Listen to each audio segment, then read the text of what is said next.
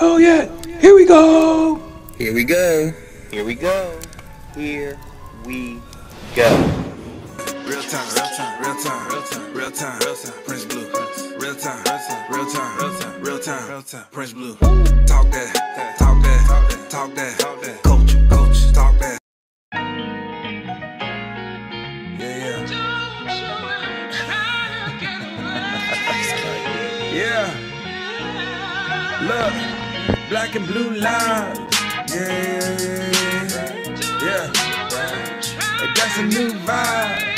Yeah. Hey, black and blue lines. Yeah. Hey, that's a new vibe. Yeah. Hey, podcast lit. I think we got a hit. Yeah. Hey, black and blue lines. Yeah. Look, we got Prince Blue and Steph talking black and blue lives. Yeah. Hey, black and blue lives. Yeah. It's Steph and Blue.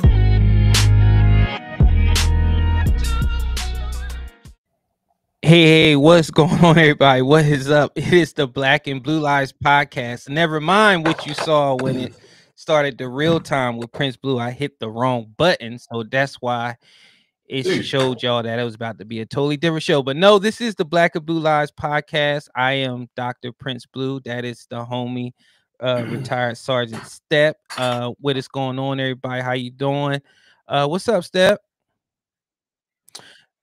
I know, up, man. We took last week off because my son graduated and they had a late graduation for some reason. So, I just took the time out and gave my son.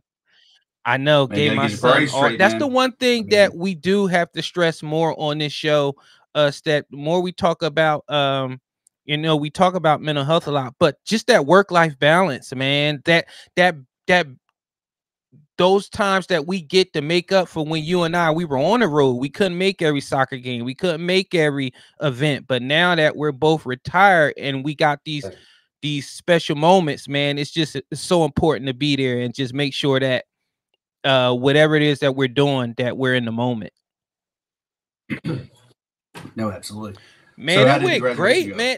Like they were so, I don't want to say well behaved, but with all the graduation videos that were going viral, this was so well done. Like, I was so proud of my son and all his fellow classmates. The way they did it was they told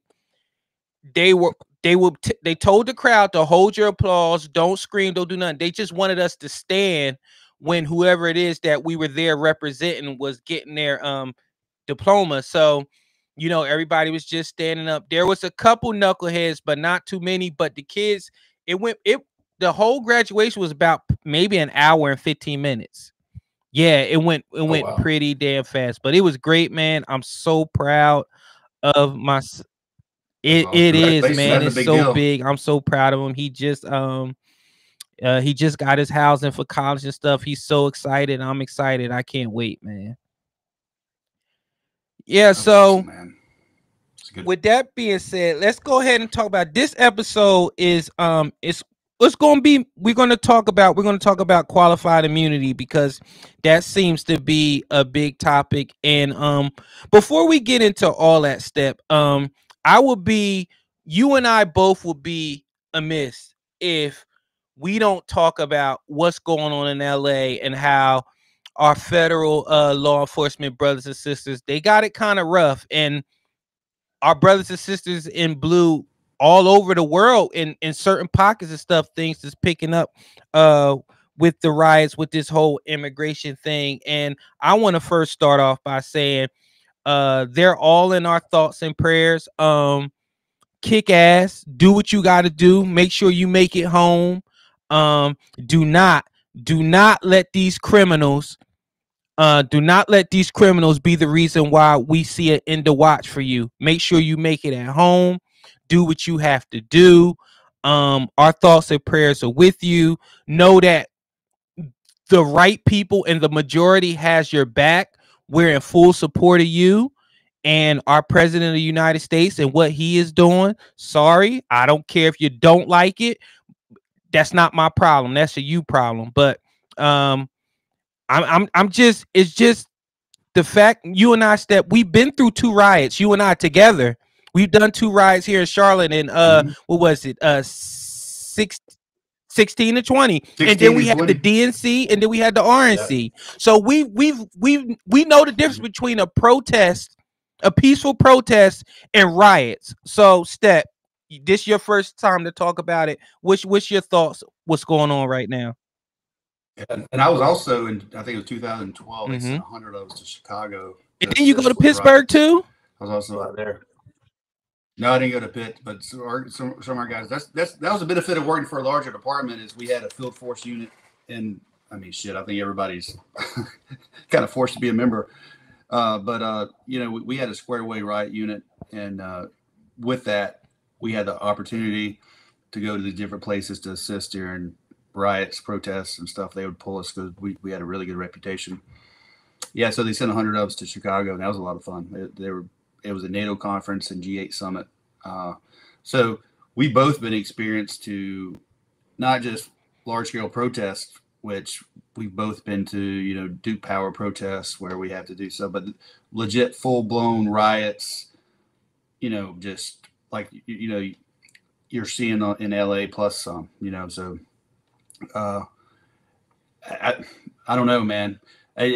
I feel bad. I don't know. I know they make a lot of money in Cali, and that's why most of the people were there. But you couldn't pay me to step foot in that state and do anything proactive law enforcement because they're just looking for a scapegoat. And the leadership is not backing up the law enforcement. They're not backing up the ICE agents. They're not backing. You have top cops all over the nation saying that they're not going to help with the raids. They're not going to help ICE agents do their job. Can you imagine you as a police officer watching your top person say that they're not going to help another brother and sister in blue do what they have to do? No, and it's politics set aside. That's ridiculous. But you know, even for years, even through the Obama administration, we had ICE deputies at the sheriff's department that if we took someone who was illegal and they were charged and met a certain criteria, they'd report, and that made it easy for ICE. And it's because then they would have to go to the streets and do these roundups and stuff. And a lot of people were complaining about, well, you're picking them up in a carpool lot, or you're picking them up.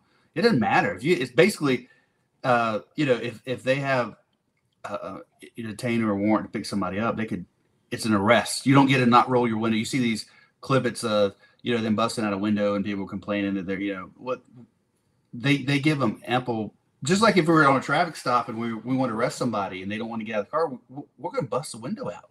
So ICE is a law enforcement, federal law enforcement agency. They have the same when they have probable cause to arrest someone. If you don't comply, they're going to bust your window out if you're in a car, or they're going to make. Sometimes, you know as well as me, you know, a lot of these people are in hiding, don't have good addresses, and you know they have a kid. The best place to pick them up is a school line, or whatever. Sorry, it's the price of doing business, man. It's the price of doing business. I mean, you kind of roll the dice, you know. But a lot of this could be avoided if they would re-implement, like a lot of these, you know, the ICE in the jail. So if someone gets picked up for, you know, rape, murder, violent assault or something, they put a detainer on them and pick them up in the jail. But politics has gotten in the way, and it wasn't a big deal when Obama was in office and Obama was deporting everyone and doing everything. But now all of a sudden, since Trump's doing it, then absolutely. And to put a bow on it again, Black and Blue Lives, we support our men and women in blue. Our thoughts and our prayers are with and this is the best thing about this podcast that you and I do, Step, is we've been there, done that. Like I said, 2 riots. You have been deployed to multiple spots. We've had a DNC here. We had an RNC. We've been there. We had piss thrown at us. We've been spit on. We've had bricks thrown at us. We've had to do riot control. We had to take people in. We have to detain people, tear gas. You name it. Me and Step, we have been through it, so we know what they're doing. Full blown. I think the first night of the 20 riots, I think my purple baller fired like 2,500 rounds. I mean, it was constant, and the amount of gas in both riots. It was, you know, in 16, I was in day 1 on Old Cargorn Highway, that iconic picture of the bus. We're trying to get the bus out, but gas, pepper balls, you name it.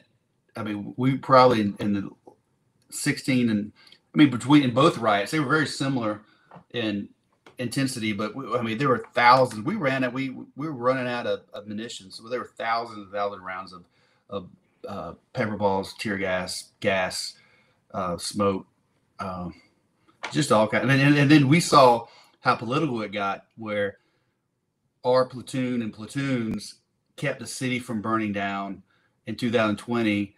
And we've talked about it before, where the police officers were the reason. They were anarchists in there, and we had Molotov, one of those cocktails. He had a sign right above me, and rocks pelted. And there were officers who had to medically retire. They were injured so bad with TBIs, and a lot of officers injured. And I think that night in 20, we gave people 101 commands to disperse over a period of an hour and a half, and we finally deployed tear gas to move them. They don't like you unless you're arresting them to encircle them, so you give them an exit. And this law only requires you to get them one. We gave them two, so we gave them two routes, and we tell them where to go. And we saved the city. There was all this intel that they were going to try to burn stuff. They were trying, and our aggressive tactics was the reason that we're one of the only major cities in 2022 that didn't burn. And we were within the scope of the law and policy and stuff. And then the next day, feel like we win the Super Bowl. You had pride that we protected our city. The next day, the politician threw us under the bus, and it was a bad feeling, dude. I again, just shout out to all those people, and also shout out to the local businesses and the people out there. That's I saw a video where people were literally showing up, giving the officers milk to rinse their eyes out. And you got businesses that are feeding the police officers, bringing sandwiches. You and I both know during the riots, we had a lot of sponsors. We had we had Jersey Mike's, we had Firehouse, we had everything that we needed for us to do our job. And shout out to all those people that still stand by law enforcement to help them do their thing. Again, we're rooting for you. Go ahead. I would say people don't realize when they deploy tear gas or in the pepper balls. Yes, officers get affected by that. We train. The training we do is we train in that environment, and because tear gas just doesn't irritate the eyes and the nose and the mouth. It's also your skin.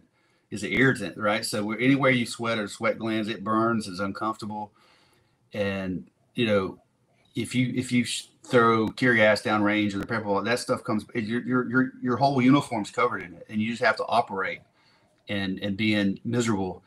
And and what is bad on the first night of the riots, I didn't have my filter in my gas mask. I left it in my bag because we've never up to 16. It's been we really hadn't deployed gas, and I just left it because I was such in a hurry to get there. And they deployed. They were trying to deploy smoke, and they deployed CS by mistake right in the beginning.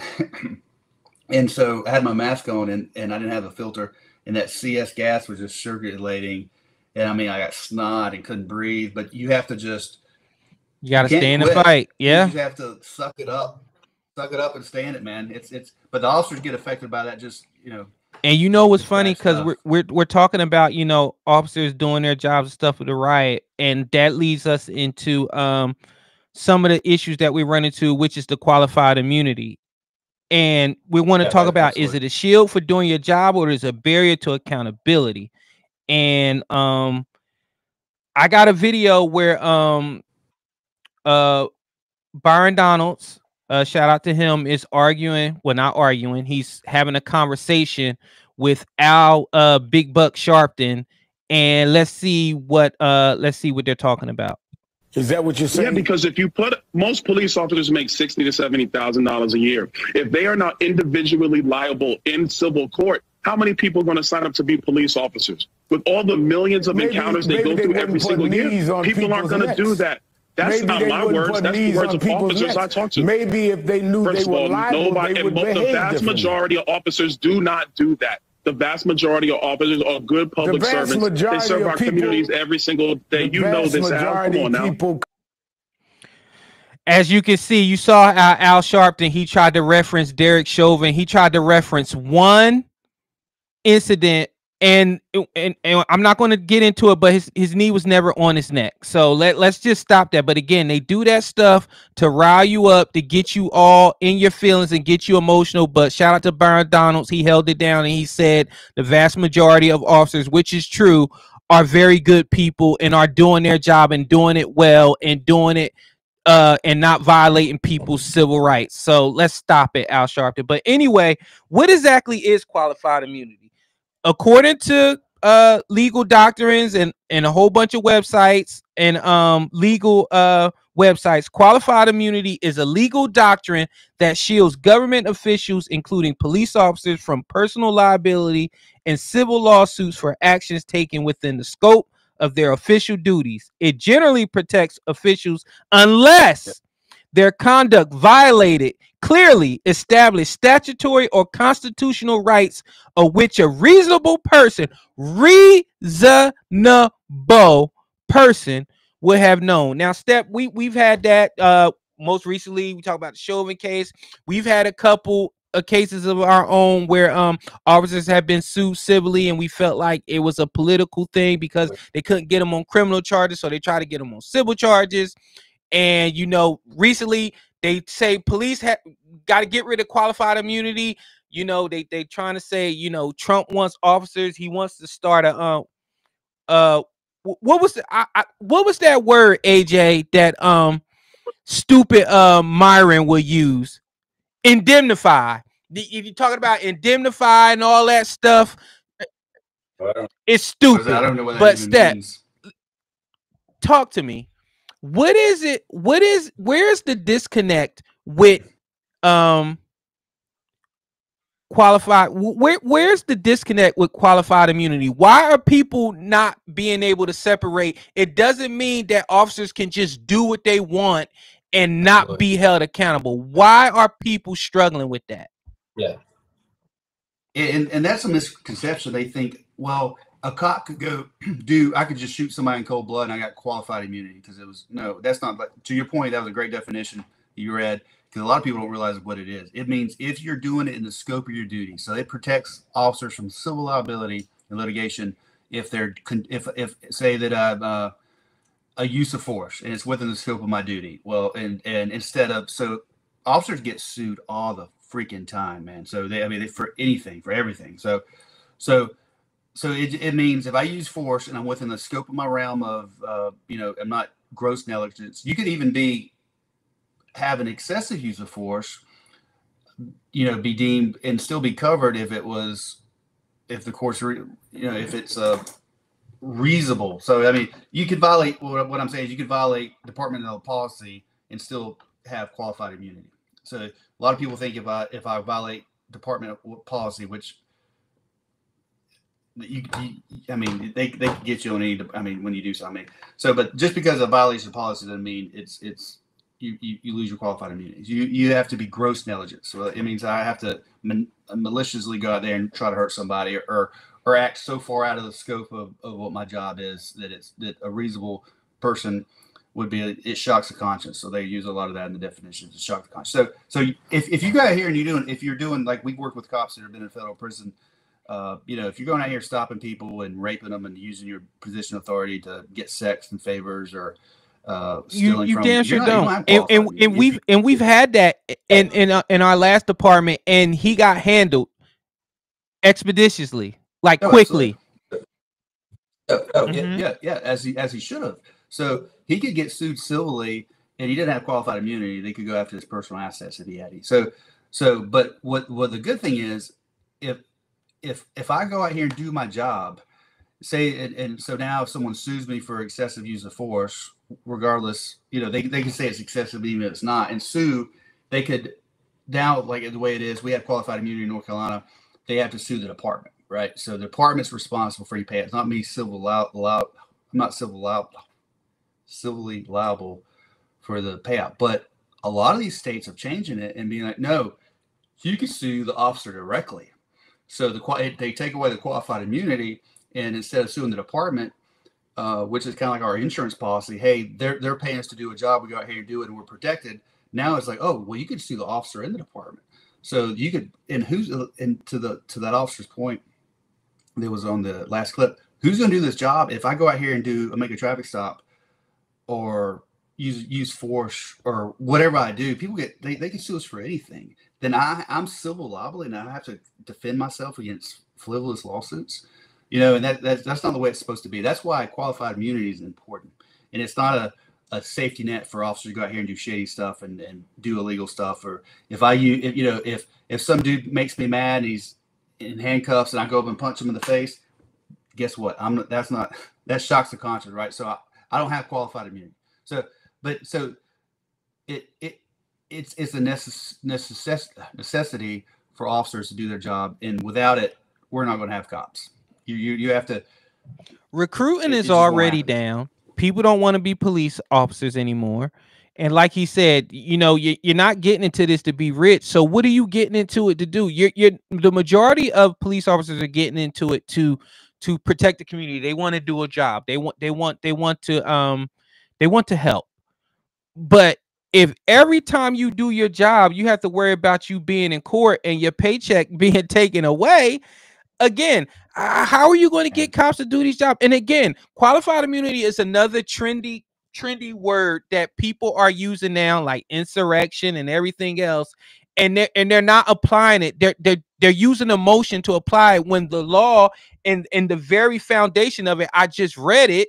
It tells you that if it's reasonable, if it's not reasonable, if it's out the scope, if it's violating constitutional rights, there is no qualified immunity. Mm-hmm. And I'm sorry, are these not are these jurors on these juries? Are they police officers? No, they're peers. They're this public.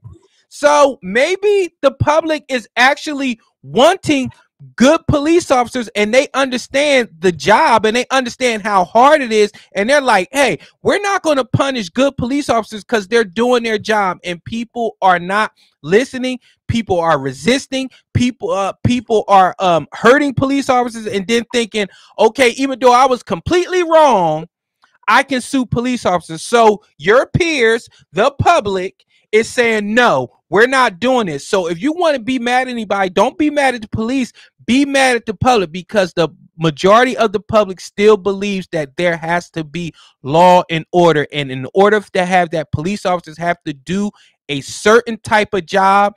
And if they're doing their job well, there should be no backlash about them getting sued or anything like that.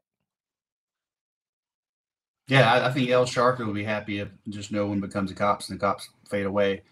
But people don't realize if when you make it harder to do this job, you get qualified applicants that have a passion to want to do this job that might not apply. You have people that are trained veterans that leave early. I know multiple officers that take early retirement because they're just tired of the bullshit. Right. So you're losing good qualified officers that do the job and know how and want to do the job. And we've seen it happen, and then they need people. They're going to hire them. So we've seen it all across the country. They lower the standards, and then they get people that shouldn't be cops. And every time they do that, things happen. Then you have an increase in legit lawsuits. If it's excessive use of force, if it's criminal behavior and all those, you see it because they have to get. They don't have the option. They can't be like, oh, we're just going to operate. Charlotte's supposed to have 2,000 officers. They can't be like, oh, we're just going to operate 500 officers short. You can't do that. You have to put people into position, and they're to the point now where they're just putting everybody at the academy, and not only in Charlotte, the other saying they're hiring people, but they're not hiring cops. And it's crazy. And then on top of that, Step, because I got this, it's not when you talk about qualified immunity, it's just one of the other things that affects mental health and morale with police officers, because they feel like they're not being backed up. Because now it's like that shield that we used to have, that was the police department, like you said. They're like, no, you can sue the officer. You don't have to sue us too. You could go after the officer too. And then on top of that, we got leadership that now I want you to listen to this video. This is a video where where officers are now, when they call out, there are supervisors are tasked to go into the homes under the guise of wellness checks. Take a listen. Police officers in Miramar who call out sick will now get a home visit from a supervisor. And that's a morale killer, says Miramar Police Union President Brent Steffen. So to say that you don't trust the same people that you entrust to protect this community, and you have to go check on them at their house, is absurd. Chief Delrish Moss put the policy in place, in part, he says, because of the situation back in 2014 involving Carl Patrick. He was a Miami police officer and shot by his live-in girlfriend in the shoulder area. She never called 911 and took Patrick's phone away so he couldn't call for help either. Police say he died a few days later inside his home, and they also say had he gotten medical attention at the time, he would have survived. It's always a safety thing. We need to know where our guys are. We need to know that we're making sure that they have all the resources and help they need. The memo.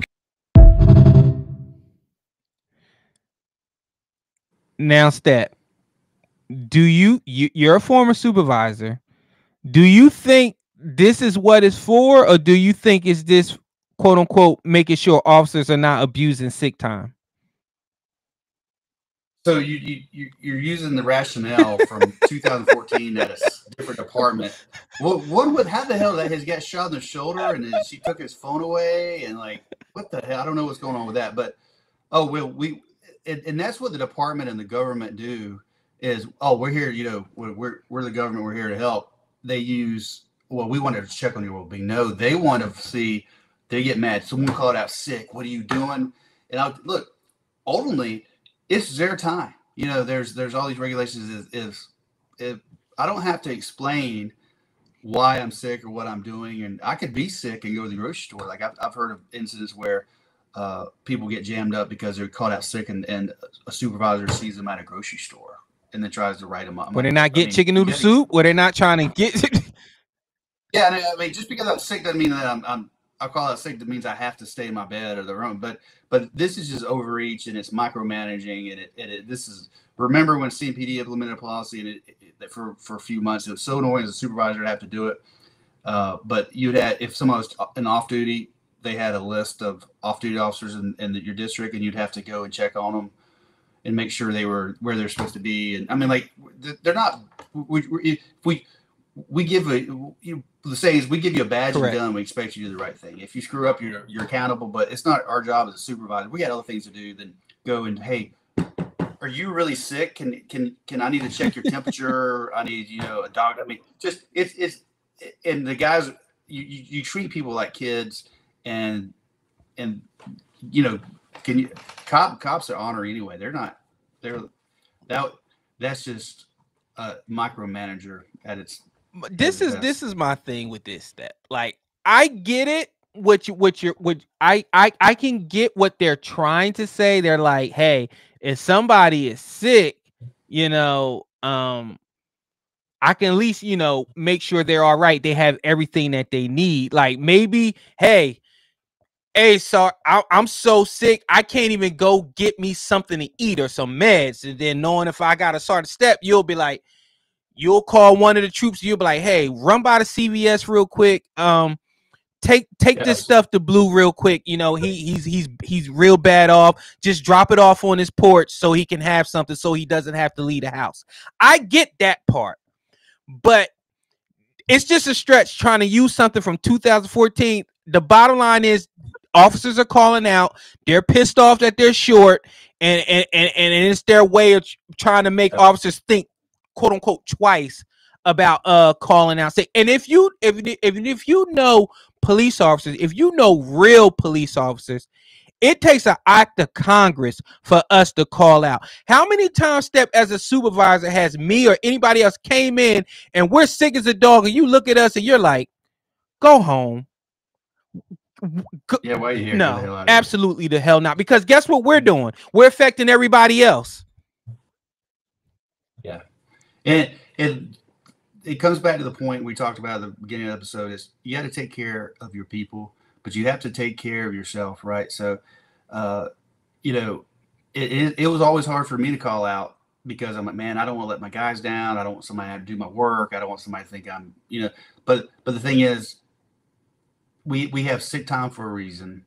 I told my guys, look, dude, if you just need a mental health day, like we did some really aggressive high speed stuff.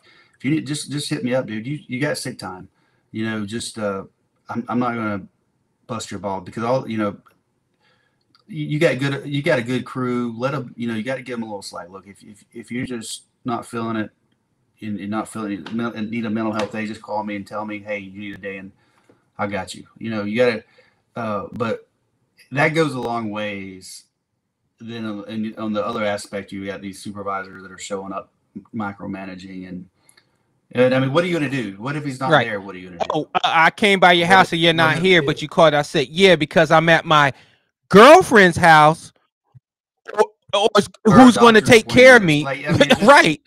You know, they're like, we're here to help you, but no, okay, well, if I miss work, then send a welfare check, you know, but if I'm not, you know, if I don't miss a shift, it's one thing if you're supposed to be at work at 7 a.m. Yeah, go check on me. Yeah. You go check on me at that point, but it's ridiculous, man. Yeah, it doesn't surprise me anymore, and that just shows where leadership is going now. We'll be back after this message.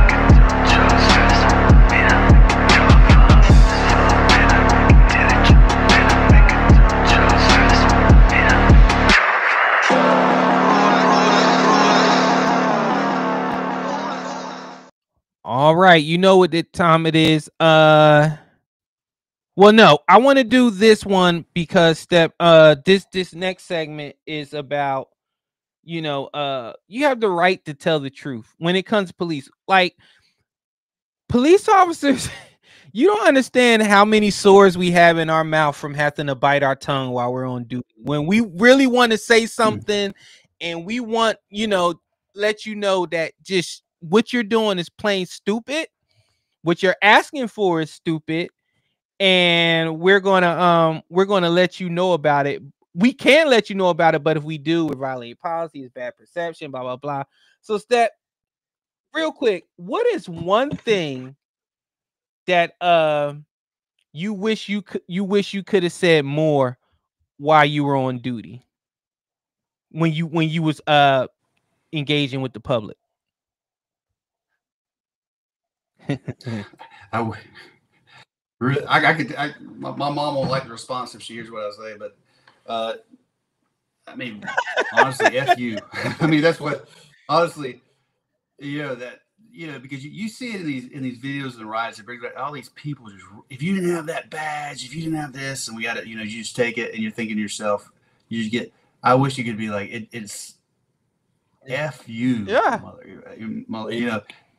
And I would, you know, back before body cams, you know, I used to let a couple of those, I mean, like, might have let a couple of those go, but probably, honestly, I mean, because it does something. We're just a punching bag. If it's physically, if it's, you know, people yell, just all their aggression and anger. I mean, you go to DV all day, people were yelling and flipping you off and cussing at you and telling you what a piece of shit you are. Then if you're a black officer, you're Uncle Tom, and how you're trading other, you know, just all the harassment, man. You know, and I'm a ball-headed, big nose. I remember those. I mean, it's just like you Nazi motherfucker. You're like, shut. You just want to be like, yeah. Like, well, I mean, but it's just that constant abuse that we get, and you can't really say anything back because then you get in trouble. So it I think, to long story short, I like to get one thing I used to want to say. There was a prominent family in Charlotte that fuck it. It was the Rainies, right? And they were all head by the matriarch, Mama Rainey. And she swore up and down that all 32 of her children weren't just plain old not shit. Like none of them amounted to shit. They accounted for 82% of the crime. I don't have the statistics, but I think it's accurate.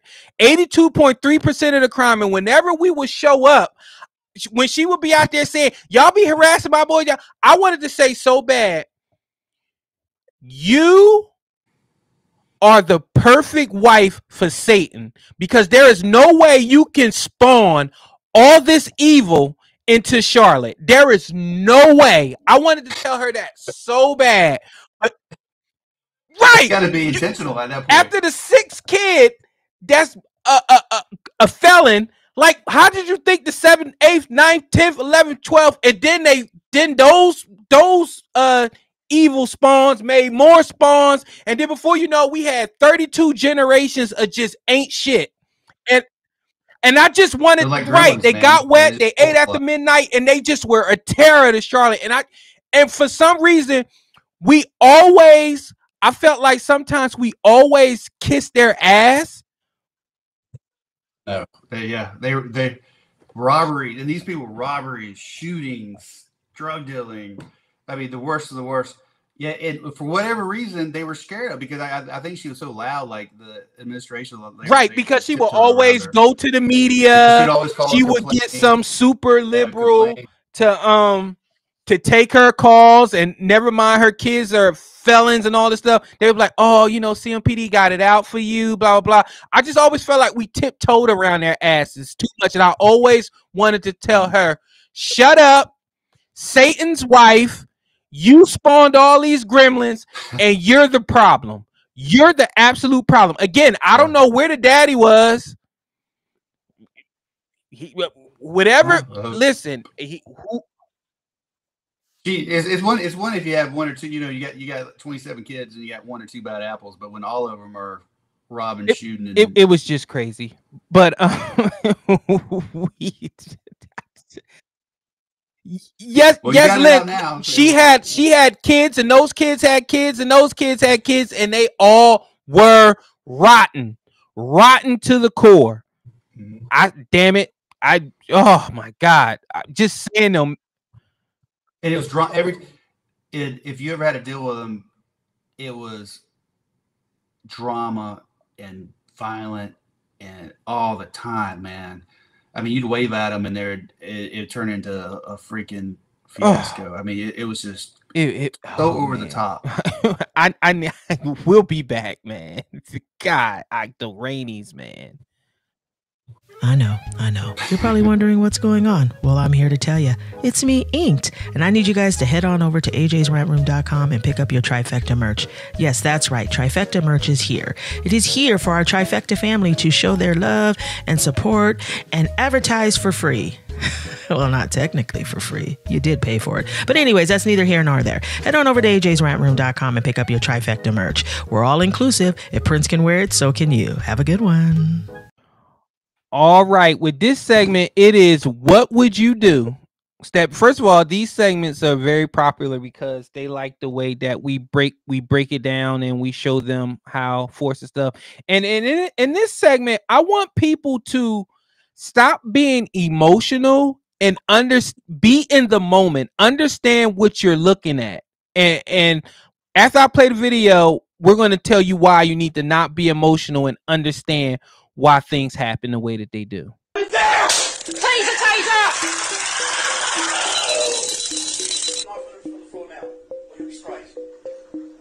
officer with a taser.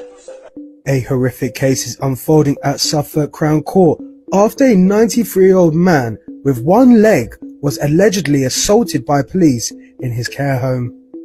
Donald Burgess was in a wheelchair holding a small cutlery knife when two officers entered his room in East Sussex in 2022. Prosecutors say just over a minute after arriving, PC Stephen Smith emptied synthetic pepper spray into the pensioner's face, struck him with a baton, and his colleague, PC Rachel Komoto, tasered him. Care home staff had called 999, saying Mr. Burgess had earlier flicked food and poked a carer. But the court heard the officers failed to speak to staff or de-escalate before using force. Jurors were shown body cam footage and told the elderly man posed no real threat and couldn't have moved due to his condition. Mr. Burgess was hospitalized and died 3 weeks later after contracting COVID, though the court stresses the officers are not being blamed for his death. PC Smith and PC Komoto deny all charges. The trial continues. So, Step, the guy said that people are upset because it was a 93-year-old grandpa, and you look at the comments, they're saying he had one leg, the cops couldn't do this, they couldn't do that. And even in the description, it was a small cutlery knife. It's a knife. It's a steak knife. He already poked one of the staff. What would you do, Step? So one I thought was funny. They looked like they were seen from like Jedi Knight or some Star Wars. They were like sword. He's got an asthmaton like sword fighting with the little pocket knife, and the guys just stand there like this.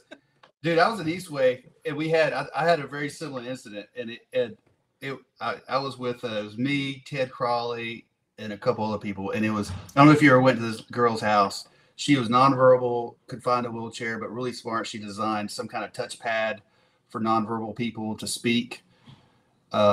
She was like 20 or something, but anyway, she was upset because her mom wouldn't go to Colorado where it was for this convention that she wanted to find her other boyfriend, but or whatever. So we show up. She's got a knife, and she's upset at her mom. So her mom said she's armed with a knife. So we get there and we're talking to her. She's got a little knife, and it's funny because she's hitting.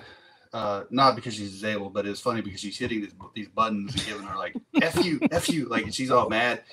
It was like, hey, we're trying to de-escalate. We're like, hey, whatever her name is, can you put the knife down? Can you drop it? She's a big butcher knife. And she's chasing us around the house like this with a butcher knife. We're jumping up on the couch and she's trying to get to us.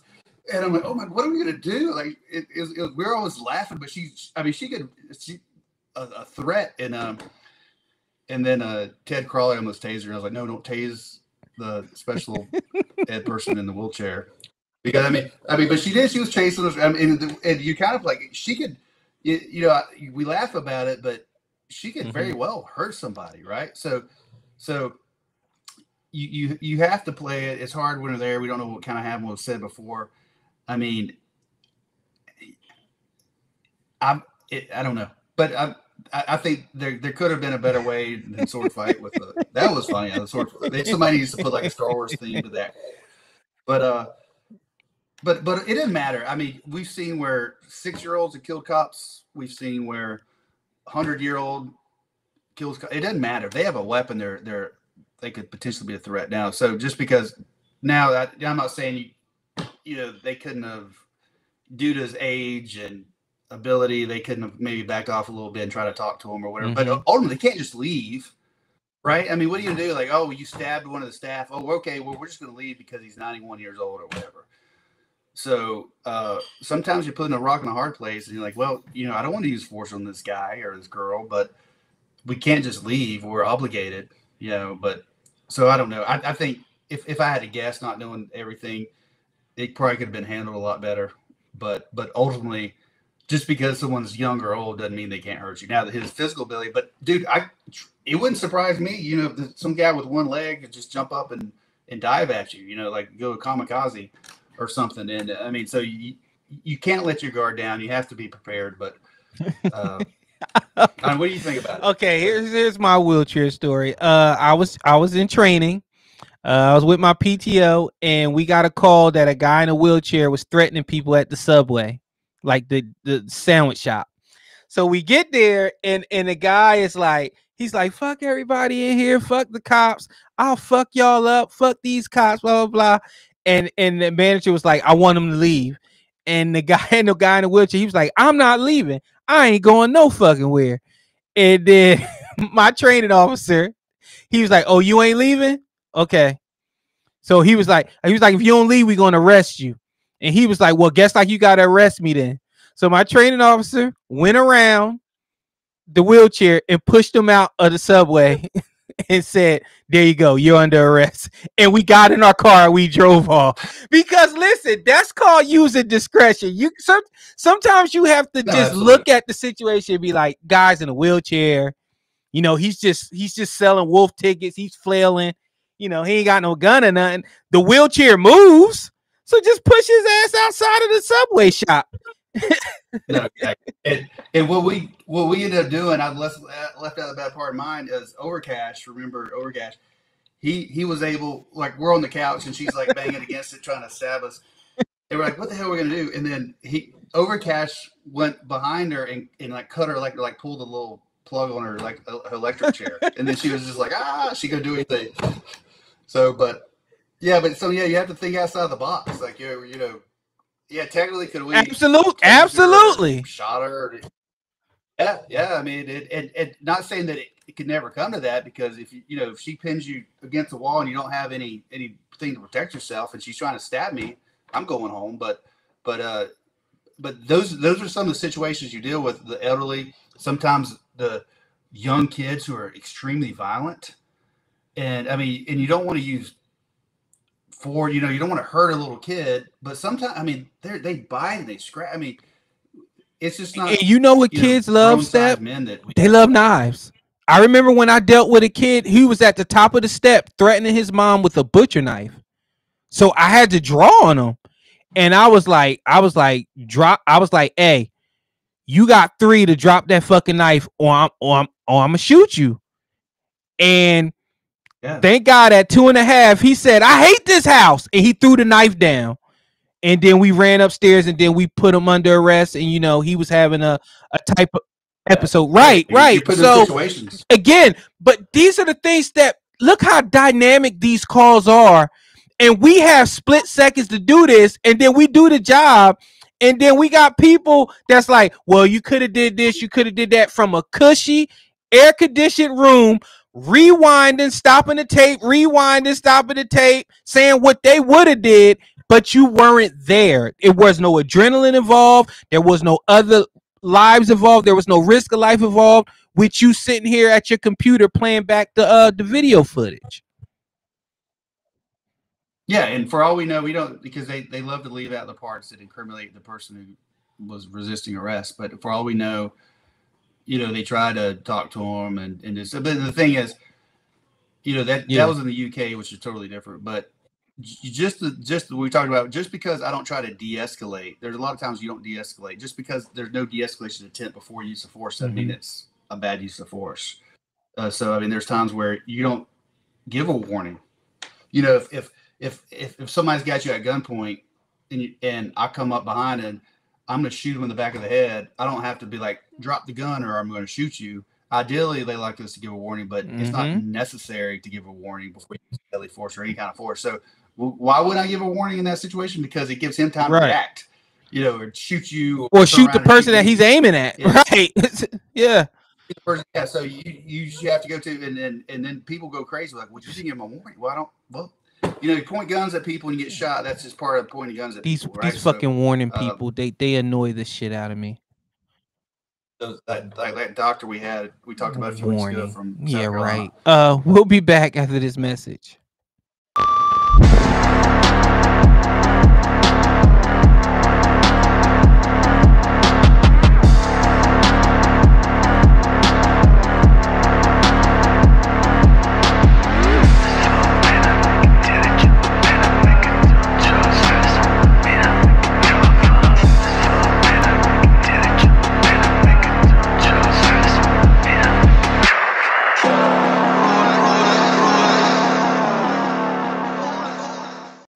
All right. Our last segment, Step, is, you know, that we've all had that call to where you've given somebody ample opportunity to do something else besides actually go to jail.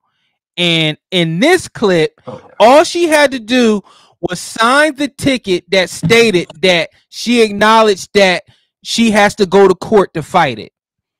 She refused to sign the ticket and talked her way into jail. Take a listen. All right, so you're going to receive a ticket for being in the park after hours. All right?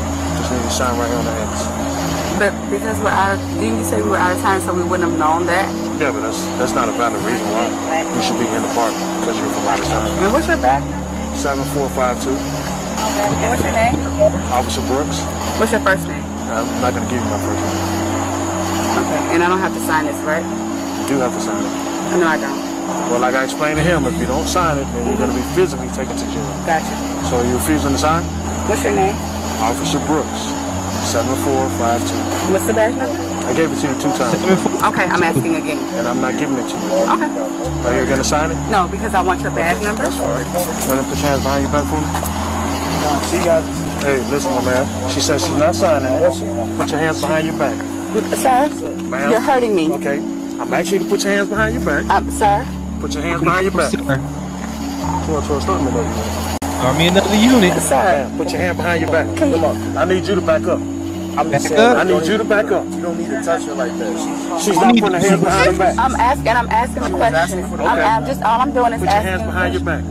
Put your hands behind your back. You're under arrest. Put your hands behind your back. I asked you to sign the ticket. You told me you're not signing it. Sir, put your hands I'm behind asking your you a back. question. Okay. I'm letting you know. I'm not going to ask you again. I'm going to forcibly put your hands behind your back. But, sir, Mr. Brooks, is this really necessary? Absolutely, it's necessary. Did you see Step how she act like she didn't know his name? He had to give her name multiple times, but once it was time to put the hands behind the back, it's Sir and Mr. Brooks. But Step, yeah, I remember that was in Atlanta, and there's a big controversy over that, and people were raising hell in the NAACP. The NAACP was involved with a black cop against black suspects. Yeah. And he was, I mean, he explained everything. Hey, and so a lot of people don't realize. So in North Carolina, we don't have a sign. Correct. Well, you don't have to sign a ticket, right? A lot of states do, and what that is, and they explain it into that one and these other. It's not a admission of guilt. It's just saying you promise to appear in court. Signing saying you got a copy of this citation and you will appear in court. That's the only thing it is. But people love to blow it out of proportion. I'm not signing. I didn't do anything wrong. Well, that's fine.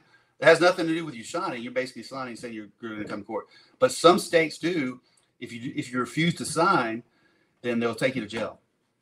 And apparently Georgia's one of them. But you know, all she had to do is sign. I'm sure if she Officer Brooks would have been out of there. She would have been out. She would have went home. She would have went to court. Say, "Hey, I'm sorry, I'm from out of town. We're just chilling." And it's you know, probably is a city code infraction. Probably, you know, maybe a city misdemeanor or whatever. I don't know how Georgia is, but they probably would have dismissed it. It should have been done, right? So just sometimes look, you know, and the thing pisses me off all the time is this. They will always want name, badge, number, and supervisor. You see that in all these things, but I don't know what they think that gets. I always tell people, well, it's gonna be on your ticket I'm going to give you, right? So, I mean, but it's just another video of somebody not complying, and he explains he wasn't out of control. I'm going to forcibly put you in handcuffs. I'm going to forcibly do this. You're under arrest. We're doing everything. If I was a supervisor looking at that video, even when it escalated to the use of force, I've seen it before. I don't have a problem with it. He did everything. He went above and beyond what he had to do. He didn't have to sit there and explain to her and go back and forth with her. And it's just that sense of entitlement. You know what my biggest problem about it is? The man that was there, he was silent the whole time until she got in cuffs. Maybe if he would have said, "Hey, sign this so we could get out of here," she may have listened to him and signed that. And then the worst thing you can ever do when an officer is about to put somebody under arrest is get involved. No, absolutely. Did you remember that Veterans Park that was in Eastway? So you know we would always roll up there and find people there at night or whatever. Park. But you know, think about it. 2 adults. What does that tell you? 2 adults in a park at night alone. Yeah. Somebody's creeping. Somebody's cheating. So you know, I guarantee you, one of those were, you know, if I had to guess through my experience, one of them were cheating, and now it's all over. You know, it's all over. Because they would have been like, "Why?" The spouse of the boyfriend and girlfriend, the other would have been like, "Why you got to go to court? Like, what's this ticket for? Like, you were in the park at the dark." Oh, I was at park at, you know, 3 hours after close. But it just shows you. It's just one of those final examples of when you don't comply, it's funny how something as simple as an infraction turns into a misdemeanor arrest where you're now a mugshot. Now you're in handcuffs. You have a record. It's like, I just don't understand why people just in the thick of it, they just can't stop and understand that, okay, all I got to do is show up to court, tell them why I was there, and whatever was going to happen. But now I have to explain why I'm under handcuffs. They're going to play that film in court, and they're going to be like, ma'am, you didn't listen at all. You knew you were wrong. He explained it to you, and you just refused to do what you had to do. Yeah, and I mean, we see these videos all the time for whatever. It feels like, especially after 2020, everybody's militant now. We saw the video where this officer has his white female stopped and her boyfriend comes up and is like, starts yelling at him. And now we got the sovereign citizen shit. It's just so much. Everybody is militant. Like it's like nobody wants to roll the window down. Everybody wants your name, badge number, supervisor. They think it's why you stop me. Why you do this? Why you do that? All this. I blame it on these YouTube and stuff. But these people. Well, I saw it on YouTube. But how many times have you seen it work? Never. It never worked. Like, just don't roll your window down. And it's always it's not the driver. It's the people. It's the passengers that's giving the driver bad information. Telling them, you have to do that. You have to do that. I saw on YouTube. Look, he got a bald head. He racist. Like, it's just. Trust me, I got that. Yeah, I was there for a couple of those calls. That's Sergeant racist. Dude, that's Sergeant. Okay. I'm like, dude, I'm here with Prince Blue. It's just wild, man. But man, an hour has went by really, really fast. Thank you everybody for listening. Thank you for everybody for watching. As you can see, Black and Blue Lives, that is all the accounts right there down there. Make sure you like and subscribe and follow. And I want to say this. My daughter has a YouTube account, right? And let me just show you not show you, but let me just read what my daughter has.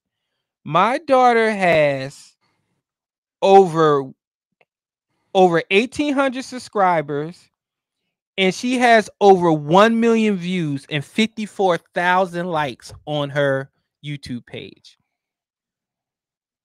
Wow. And all she does is post memes. We talk about mental health, police, law enforcement, rights, violations, criminal justice, and we can't even get 6 likes. Come on, y'all. Like, y'all got my daughter bragging about how she like, how many subscribers you got now, Dad? Like, well, I think I added up through all the platforms. We get about 25,000. Right. So come on, y'all. Help us out. Like, subscribe, follow. Black and Blue Lives all down there. You'll find me Real Prince Blue on all platforms. As you see, Step got all his things down there. Make sure you go to those websites. Make sure y'all check us out, please. We do this because we love doing it. We love talking to y'all. We love keeping y'all informed. Yeah, thanks for Lynn, Pat, and Nick, and everybody. Oh yes, Nick, Pat, Lynn, AJ, Keisha, Michelle in here. Everybody's in here. Step by step. Thank you for being in here. We appreciate everybody. We will see y'all next week. And as always, make sure you check on your people.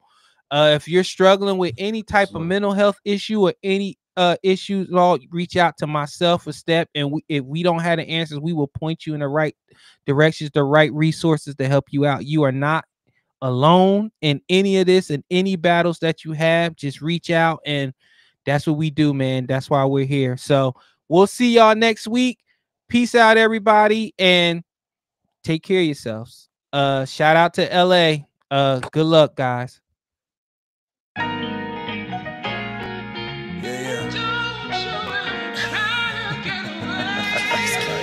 Yeah. Look, Black and Blue Lives. Yeah. That's a new vibe.